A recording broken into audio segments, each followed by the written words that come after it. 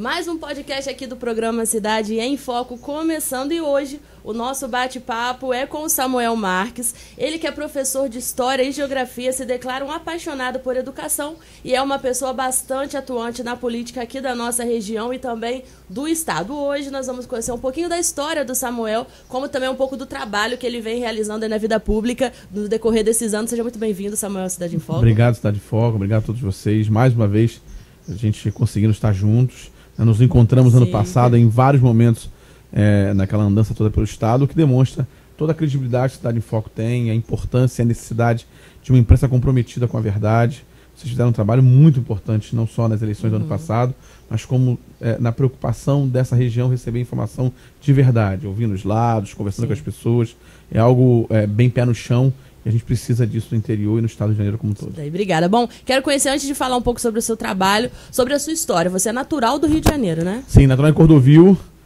A gente estava brincando aí, vindo para cá, que a galera diz que é cria, mas não tem luta. Mas é Cordovil, nascendo da Cidade Alta, criado no Marcílio Dias, ali no Conjunto Habitacional Marcílio Dias, na Penha. Mas a vida nos trouxe para outros lugares depois. Mas foi muito... É bem interessante. Entendi. Como que você sai do Rio e vem aqui pro interior? Vem morar Meu pai, pastor evangélico, vem final de 99, ele vem para Miguel Pereira, e a igreja no Rio abre uma filial, né, vamos chamar assim, em Miguel Pereira. E aí vem a família toda. A princípio, no final de 99 não mudamos, mas no início de 2000 já estamos fazendo toda aquela mudança, aquela coisa, e aí fica. E é interessante, porque assim, eu estava no meio da minha adolescência ali, minha irmã no início, e nós mudamos do Rio para cá, e é um processo muito diferente, né? Ainda não tinha internet, por exemplo, como você tem hoje, já tinha, mas não como tem hoje, e era uma diferença muito grande. Mas eu encaro como algo muito positivo, me trouxe uma maneira de ver o estado do Rio de Janeiro que com certeza eu não teria. Se eu não tivesse vindo para cá, não teria tido. Entendi. Você se declara um apaixonado por educação, né? Você sempre quis ser professor. Como que surgiu essa oportunidade na sua vida? Eu sou filho de professor, neto de professor. Então não tinha nem como correr. Não tinha. Apesar de que a gente sempre teve muita liberdade para escolher a profissão, aquela coisa toda, eu tinha, naquelas vontades que a gente tem quando criança, de vou ser isso, vou ser aquilo, tinha dito umas 20 coisas diferentes. Mas... Aqui na região, em Miguel Pereira, quando eu termino o ensino médio, antes de terminar o ensino médio, já tem a decisão de ser professor de História. Sim. E eu tinha uma vontade absurda nisso, fiz o Enem naquele ano, tive uma nota altíssima para conseguir um ProUni, e aí... detalhe, consegui o ProUni continuar no interior, né? Não aqui, mas ir para outra cidade para estudar. É um programa espetacular do governo federal, que tinha sido... ganhou uma expansão poderosa naquele momento, levando a universidade para as pessoas de modo bem universal. E fui, e assim, dali já começamos história, dali já fiz geografia, depois fiz pedagogia, e vamos, né? Não parou mais. A transformação, né, que a educação faz na vida da pessoa. E dali mesmo, me formando, já comecei a dar aula. Então, já emendou pós-formação, mais 12 anos de magistério, seguido. Que bacana. Então... É algo que realmente... Eu não gosto muito desse discurso de sacerdócio, não, sabe? Eu acho que é um discurso que fantasia e traz uma coisa muito romântica para algo que precisa de muito mais do que um discurso de que é sacerdócio. Mas é algo que só pode quem realmente tem a intenção de escolher de verdade isso. Tem todo um compromisso e todo um processo de trabalho com relação a isso. Mas é claro que, através do próprio envolvimento com a educação, a gente, e aí quem tem compromisso com isso, começa a descobrir que você precisa debater política pública para tal. Entendi. A política entra na sua vida a partir disso? Na verdade, ela entra ainda no interior. Na vinda para cá, ela entra a partir do movimento estudantil. Em 2000, né? Movimento secundarista, não? Não, antes desse? 2002. 2002, movimento estudantil secundarista fica muito forte aqui em Miguel Pereira, Patito Férez, aquela região. Nós fundamos ali um núcleo espetacular do movimento estudantil. Tinha um debate muito, muito forte com relação a passe livre. E aí minha vida política começa ali. No ido de 2002, muito mais em 2003, Mas minha vida política começa ali e não para mais. Entendi. E o movimento foi bastante importante, né? Foi, nós conquistamos, por exemplo, em Miguel Pereira, o passe livre estudantil. E que era engraçado porque você tinha isso transformado em lei, já era uma lei dentro da Câmara de Vereadores de Miguel Pereira, mas que não era respeitado. E naquele ano, e não vou precisar falar nomes, mas aqueles que entendem de data, nós já falamos as datas, vão entender qual governo eu estou citando, a prefeitura não tinha nenhum interesse de fazer com que aquela lei de fato fosse cumprida. Os vereadores, por sua vez, com toda aquela relação direta com empresa de ônibus e tudo mais, também não tinham interesse de fazer a cobrança para que o executivo de fato executasse o projeto. O projeto votado por eles, né? Uma lei criada por eles. Nós tivemos que fazer um movimento naquele ano absurdo, né? Para você, não era, aí que tá a diferença entre Miguel Pereira e outros lugares, é que você não tinha que criar a lei. Sim. Né, e explicar como ela funcionava, criar todo o protocolo, não. Nós tínhamos que fazer com que uma lei que já existia fosse cumprida. Isso era mais bizarro ainda. Mas foi difícil. Até porque tinha mudado, estava mudando as empresas em operação em Miguel Pereira na época, então uma empresa grande do Rio de Janeiro, que nem mais está aqui, diga-se de passagem. E ela bateu o pé dizendo que não. E detalhe, importante dizer que as escolas na época tinham acordos com a direção. As escolas tinham acordo com a empresa de ônibus para deixar entrar os alunos somente nos horários determinados pela empresa de ônibus. E muitas vezes os horários determinados atrapalhavam as aulas, não batiam com os lugares mais distantes, porque nós não falamos de cidades pequenas, mas elas são pequenas em número habitacional, mas muitas vezes não são pequenas em geografia. E você precisa fazer com que as pessoas cheguem até os colégios, sobretudo os colégios estaduais, que não estão divididos de maneira igualitária nos distritos. Então esses acordos com as direções não funcionavam. E nós conseguimos botar para funcionar. Entendi. Até hoje, diga-se de passagem. Entendi, bacana. A partir de então, como que continuou sua trajetória na política, naquela época? Na época eu me filio ao partido político. Na época eu tenho com muito orgulho de dizer isso, ao PCdoB, né, que hoje é um partido da nossa federação. Me filio ali em final de 2002, para início de 2003. Nós fazemos um trabalho muito legal ali na cidade, 2003, 2004, com o movimento estudantil, né, levando não só ao JS na época, mas como todo o movimento de criação de grêmio estudantil, debate crítico sobre participação da juventude na política. Aí em 2005, 2004, 2005, 2006 eu vou para a faculdade. Aí em 2005 termino, em 2006 eu vou direto, não parei. E aí dá uma segurada de onda e eu vou trabalhar na política de novo em Barra Mansa. Entendi. É porque eu passo no Enem para a UBM, né? Universidade de Barra Mansa. Sempre então você aliando a sua carreira como professor com a política, né? Porque em 2006 eu meu primeiro ano, né, estudando história. Naquele ano estava tendo alguns movimentos interessantes com relação à Uni ali, de tirar delegado. Eu fui fui presidente do centro acadêmico de história, e aí participo do debate e tudo mais. Mas aí em 2007, 2008, pronto, não tem mais jeito. Eu volto para aquilo que eu tinha começado em 2004, 2003, mas agora muito mais ligado ao centro universitário, a uma discussão, inclusive, mais técnica com relação à educação, podendo ver de perto, por exemplo, como política pública para a educação funciona, tendo contato com prefeitos, tendo contato com vereadores, tendo contato com o fato de montar leis de verdade, como é que nós vamos projetar isso, como vamos colocar em prática, e começando também a estudar isso de uma maneira mais técnica, né? Como é que funciona essa burocracia, como é que a gente articula para essas coisas saírem do papel. Ou seja, nós vimos isso em Miguel Pereira, que era tirar algo que já estava no papel, mas transformar numa pressão política. E agora como é que faz para nós criarmos de verdade? O que nós queremos para a nossa cidade. E aí fizemos parte de alguns movimentos muito importantes em Barra Mansa, que depois vai culminar com a vitória do prefeito em 2012, mas fazendo vereadores em 2008. Tem muita coisa que vem através desse entendimento que precisa estudar para fazer política também. Entendi. Isso é importante, né? O estudo, né? Para você não passar vergonha, sabe? Assim, a gente nivelou a política muito por baixo. A política no Rio de Janeiro é nivelada por baixo, no Brasil é nivelada por baixo. Os 4 últimos anos mostram isso. Mas a política no interior é muito nivelada por baixo. Eu estava ontem, não é muito distante, não. Estou falando de algo que eu vi ontem. Ontem eu recebi um vídeo de um vereador da minha cidade falando na tribuna.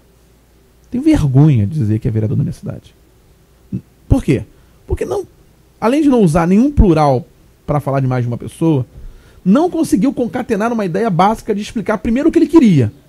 Que, na verdade, o que ele queria era falar que a cidade tem que ter mais projeto esportivo. Mas, na verdade, o que ele queria era dizer que ele tinha que entregar a medalha para alguém, porque ele queria sair na foto.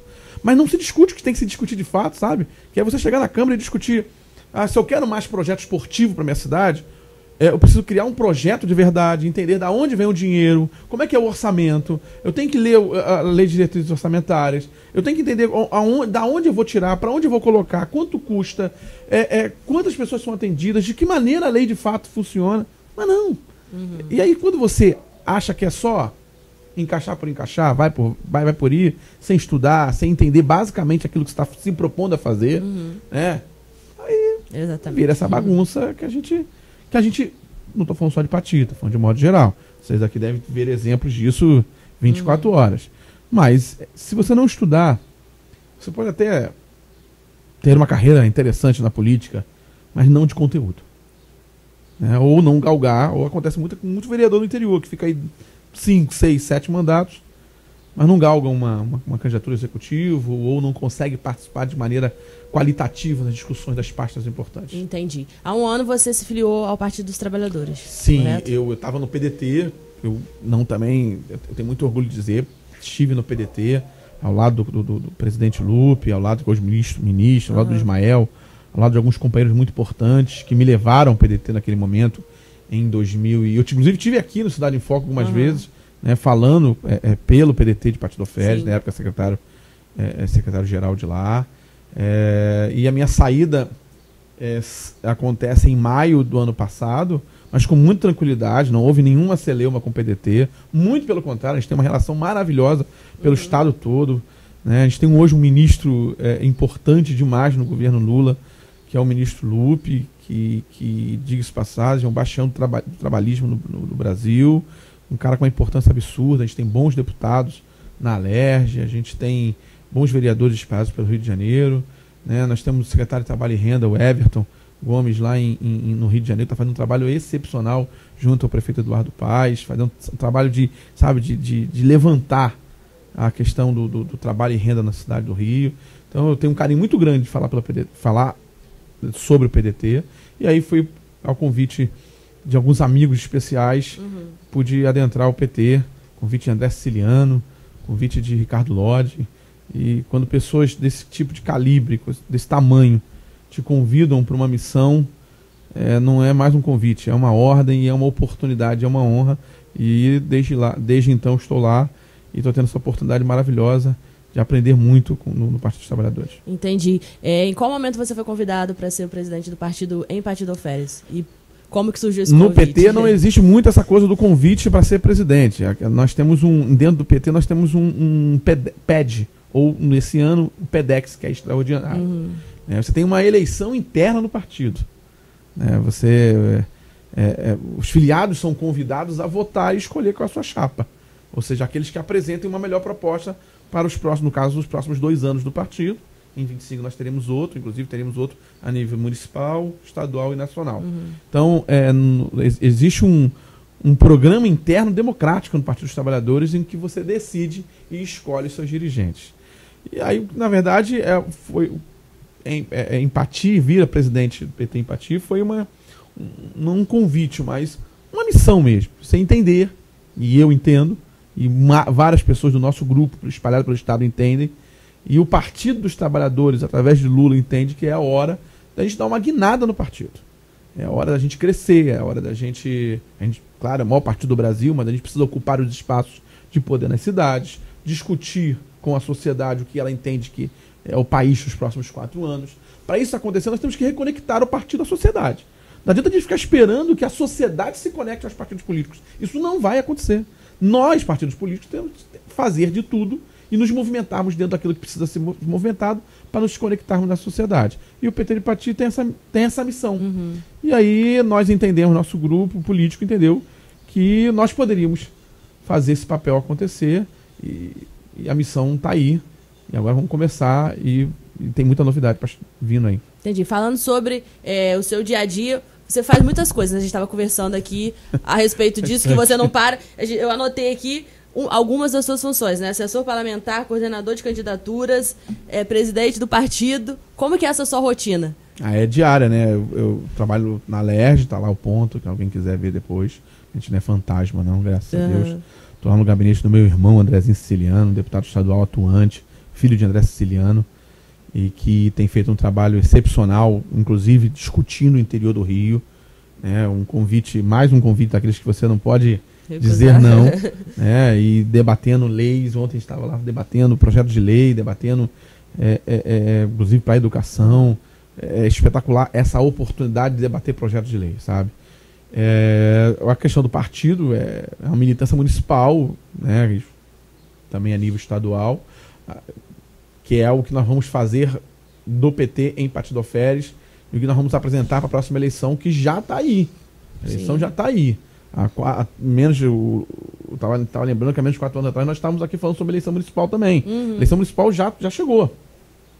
E Pati, eu acho que vai ter oportunidade de falar um pouco de Pati, o PT tem muito que apresentar, inclusive de eleger vereador. E a questão das coordenações de campanha é muito mais na época eleitoral mesmo, né? Hoje a gente está nesse momento entre eleições, né? Eleições de 22, eleições de 24, estamos em 23, mas é um momento de reorganização. Mas dá para levar. Dá para levar, assim, dorme menos, mas... Não tem aquele pessoal, os liberais no Brasil gostam de dizer que eu trabalho enquanto eles dormem. Não, a gente dorme mal mesmo, mas a gente trabalha muito, porque não existe meritocracia, existe mesmo a gente lutar por igualdade, a vida é feita de luta. E se não for assim, vai ser de que maneira? Né? Entendi. Bom, você é muito presente na região, como a gente já falou, e em Paraíba do Sul também. Você ajudou, né, a trazer o projeto da UERJ aqui para Paraíba do Sul. Queria que você falasse um pouquinho sobre isso. Aqui o Léo Correia, o vereador Léo Correia, comanda aqui um grande abraço. É um cara que está sempre muito preocupado com a educação também, e ele tem uma relação muito forte com o Ricardo Lotti, que é nosso deputado, e ele foi buscar isso através de nossas conversas, e como é que poderia fazer para trazer um polo de extensão para a cidade, de maneira muito democrática, de maneira muito republicana, porque é assim que as coisas funcionam.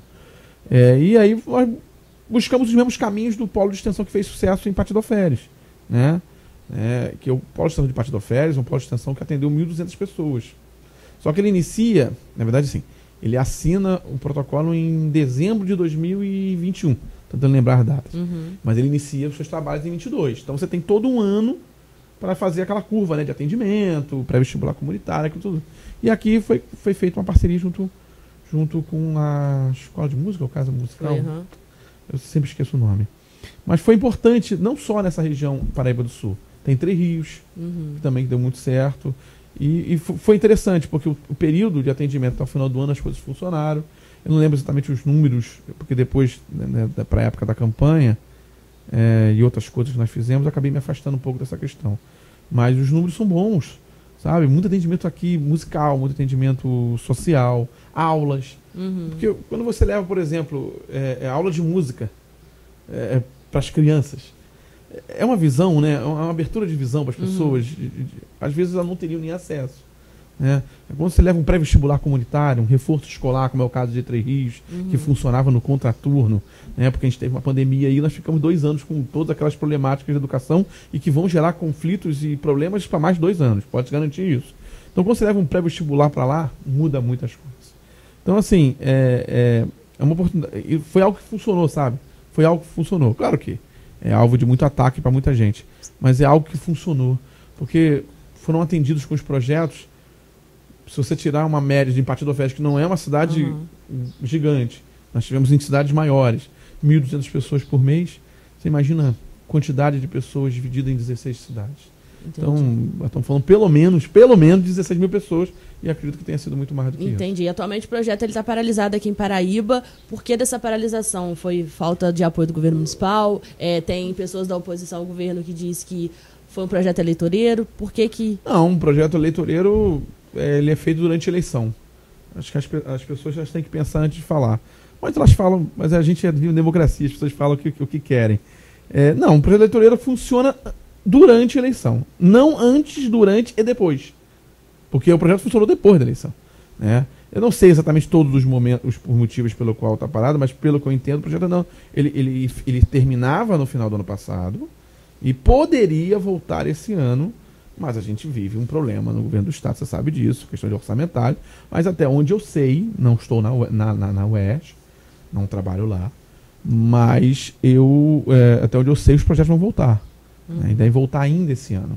Né? Foi feito um processo seletivo agora há pouco tempo. Então, um processo seletivo para quê? E se o projeto fosse eleitoreiro, por que teria um processo seletivo em 2023 se não tem eleição? Né? Não é melhor fazer em 24, que é a eleição municipal, e aí ajudaria alguém? Ou fazer em 26? Não é um projeto eleitoreiro. Quando você muda a vida das pessoas, não é um projeto eleitoreiro, sabe? O projeto eleitoreiro é quando muda a sua vida como candidato, ou muda seus números como candidato. Né? Eu dou uma certa desafiada em quem diz que é projeto eleitoreiro apresentar um projeto que funcione de fato e que mude tanto a vida das pessoas e sem se preocupar em ter os retornos que alguns acham que tem que ter. Nosso retorno é institucional. O retorno que a gente apresentou para o projeto, por exemplo, Partido Oferta, Três Rios, Paraíba do Sul, Volta Redonda e Barra Mansa, era de entrega para a vida das pessoas, sabe? Atendimento para os idosos, zumba, escolinha de futebol, pré-vestibular. A gente tem gente que passou em universidade, graças a esses pré-vestibulares. Pré-vestibulares que o setor público, que as câmaras de vereadores, que as prefeituras tinham que estar preocupadas em levar, sobretudo para o interior. Nós não temos universidades tão próximas aqui, e as que nós temos são privadas. O que as prefeituras e câmaras tinham que estar preocupadas é como é que nós vamos universalizar o acesso à universidade. Como é que nós vamos diminuir o tamanho do problema entre os colégios públicos e particulares? Mas alguns estão muito envolvidos e preocupados em levar alunos para as faculdades privadas. E eu não tenho nada contra as faculdades privadas, muito pelo contrário. Acho que tem que existir. Mas por que não temos, todas as prefeituras da região não têm pré-vestibulares comunitários? Que leve aos bairros, sabe? Não tirar o cara do bairro para levar ao centro. Vamos conversar no distrito. Né? Vamos levar dentro do distrito tal um pré-vestibular. Mas pré-vestibular começa com 100 e termina com 20. Por quê? Porque o cara tem que trabalhar, porque o cara tem que estudar, porque o cara tem que sobreviver, porque às vezes o filho está doente, ou a mãe não consegue deixar o filho em um lugar para poder estudar, ou no meio do caminho ela desiste. Mas a galera está muito mais preocupada em dizer que as coisas são eleitoreiras quando de fato elas não apresentam nada. É igual aquele cara quando morre o policial, ele diz assim, tá vendo? A esquerda não fez manifestação a favor do policial. Nem ele que está falando, também não foi lá fazer. É mais ou menos isso. Mas a gente não está muito preocupado com o que as pessoas falam, não. Estamos preocupados. Mas vai voltar. Volta ainda esse ano, até onde eu sei. Posso procurar mais para a gente poder ter mais resposta mais qualitativa, mas até onde eu sei, volta esse ano porque teve um processo seletivo. Processo seletivo transparente, processo seletivo sem arrumações, um processo seletivo com anúncio na internet, com banco de dados, cadastro de reserva, para que as coisas sejam, porque é dinheiro público a gente tem que ter cuidado. Entendi. Quais são os planos a partir de agora? As metas? O que você está focado? Estou muito focado na questão da presença do PT de Pati, é muito importante. Quando você tem essa oportunidade, não é uma coisa que você pode deixar passar, sabe? E nós temos que fazer vereador. Assim, a história é minha área, né? Mas vamos lá. Mas é área de vocês também, porque vocês são jornalistas, estão sempre cobrindo isso. O que o PT de Pati teve até hoje? Em termos de espaço de governo? Nunca nada. Teve uma vice-prefeitura no governo do Rachid, eleito em 2008, que assumiu em 1º de janeiro de 2009. Logo depois que acontece, quem representava o PT briga com o prefeito do PDT, fica 4 anos sem espaço de poder. Isso foi a única atuação do PT de Pati em termos de espaço de poder na sua história. Nós temos que não é refundar o PT de Pati. Nós não temos que, começamos. E aqui fica um convite, nós vamos dia 10 de novembro, vamos colocar o endereço logo. Nós estamos vendo em 2 lugares, hoje inclusive estou lá vendo isso. 10 de novembro vamos ter a nossa posse. Nós não vamos refundar, nós vamos iniciar de verdade o PT. Sabe, conectando os núcleos das cidades, conversando com a população nos seus vários bairros, nos vários distritos, conversando com professores, conversando com funcionários públicos, conversando com a classe trabalhadora, sabe? Vamos reconectar o partido à internet. O partido não tinha uma página de fato, sabe? Aquela página igual de vocês, que infelizmente teve aquela situação que foi hackeada, mas Sim. vocês em poucos meses estão com 25 mil seguidores. Chegando a 30 mil seguidores agora, via postagem, e deixa a gente muito alegre. Mas por quê? Porque tem que se conectar com a internet. As coisas não acontecem. Não tem. A página, o perfil não pode ser do presidente. Ela tem que ser do partido, tem que falar para as pessoas. Né? E a gente tem que dizer a que veio. Ao que veio o PT de Partido Férias hoje. Vamos fazer vereador. Nós vamos montar uma nominata. Nós temos hoje uma federação, né, no Brasil todo, PT, PV e PCdoB. Temos os 3 partidos em Partido Férias. Estamos bem articulados juntos. Né? Não estamos ali com nenhuma vaidade. Estamos preocupados em fazer vereadores. E essa é a minha missão como presidente de Pati, essa é a minha missão da nossa chapa vencedora no dia 8, de fazer, pela primeira vez na história de Partido Férias, um vereador ou uma vereadora. Ou 2, né? Sim. Tem que trabalhar para fazer sempre melhor. Mas fazer um deles, eu acho que já é a missão cumprida, e aí a gente inicia uma nova etapa, que é consolidar um projeto político que dê condições para a gente ter uma votação mais expressiva na eleição nacional em 2026, que já está chegando também, diga-se de passagem, mas que passa pela necessidade de reorganizarmos o Partido dos Trabalhadores nas cidades, fazendo vereadores, fazendo votações, para que a gente possa levantar a bandeira. Que não tem que ser só levantar a bandeira, e assim, eu gosto muito de ir para a praça, para conversar, para comer um churrasquinho, para fazer política, mas temos que acabar com essa mania de achar que a gente tem que ficar gritando na praça enquanto as pessoas estão andando. Não adianta ficar gritando na praça e ninguém te ouvir. Eu posso falar baixo de outra maneira e as pessoas se conectarem com a gente. Então, essa prática de 1990, ela passou. Se você for em Duque de Caxias, todos os comícios funcionam numa praça, num carro de som, o cara pega o microfone e começa a gritar.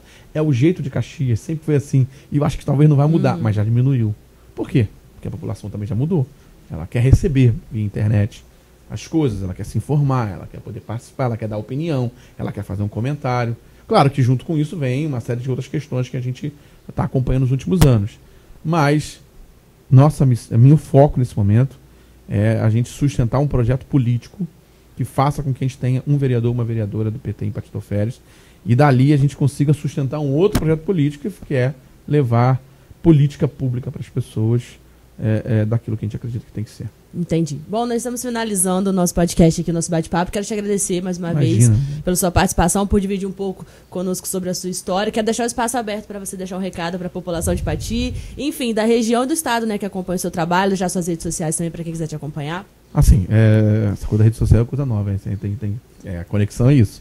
Samuel Marques BM está lá, tanto no Instagram, Facebook, mas, assim, queria primeiramente agradecer a vocês, e não só pelo convite a mim, mas pelo que vocês têm feito como imprensa da região, sabe? E não é, eu vejo muito, não é cobrindo uma inauguração ou cobrindo não, vocês fazem a cobertura geral das coisas. Isso é muito importante. E com uma qualidade de imagem, de fala, de texto, que a gente não encontra em outros lugares. Eu tenho, inclusive, no ano passado, na fofoquinha aqui, estava conversando com algumas pessoas no Norte Fluminense e eu mostrei o perfil de vocês sobre... A gente estava falando sobre imprensas regionais, né? E para mim é uma referência, né? Então vocês têm feito podcast, que é uma coisa mais nova, além de todo o trabalho que vocês têm feito no canal.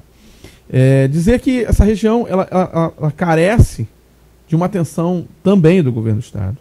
Ela carece de uma atenção da capital de modo geral. E que a gente precisa estar mais atento a isso, sabe? O Rio de Janeiro só vai ser forte se tiver um interior forte. Não tem jeito. Sabe? Mas nós temos que tirar algumas ideias da nossa cabeça de que só dando murro em ponto de faca que vai funcionar. Não, a gente precisa ser inteligente. Então, a gente tem que reconstruir as bases, não só do Partido dos Trabalhadores, mas dos partidos de modo geral, para poder fazer uma discussão ampla, uma discussão inteligente. Quero mandar um abraço aqui para todo mundo de Partido Férias que está nos vendo. Mandar um abraço aqui para o secretário Espíndola, para o prefeito Juninho.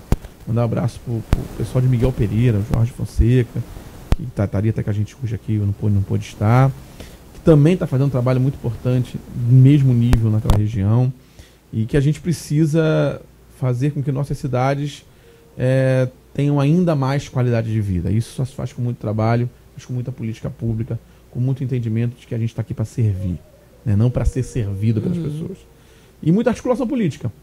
O recado final é: não neguem a política. Sim. Porque é nela que tudo se materializa, é nela que tudo existe. Porque se nós entrarmos nesse discurso de negar a política, a gente no final não consegue construir nada, né? Então não neguem a política, façam política, discutam política, e vamos viver a política da maneira que tem que ser vivida, que é com discussão, com articulação, com inteligência, para que a gente possa sair um pouco desse lado A, lado B, e construir um Brasil de união, um Brasil de reconstrução para todos e todas. Essa é a nossa função. Entendi. Obrigada, Samuel, mais uma vez. Sempre bem-vindo aqui no Cidade em Foco. E a gente vai ficando por aqui com mais esse podcast. Já quero lembrar você para compartilhar esse nosso bate-papo para todo mundo que você conhece e também para seguir as nossas redes sociais, nosso Facebook, Cidade em Foco News, nosso Instagram, @programa Cidade em Foco TV, e nossa página no YouTube, Programa Cidade em Foco _telejornalismo. Segue lá e a gente volta em breve com mais bate-papo aqui do Cidade em Foco. Tchau, tchau.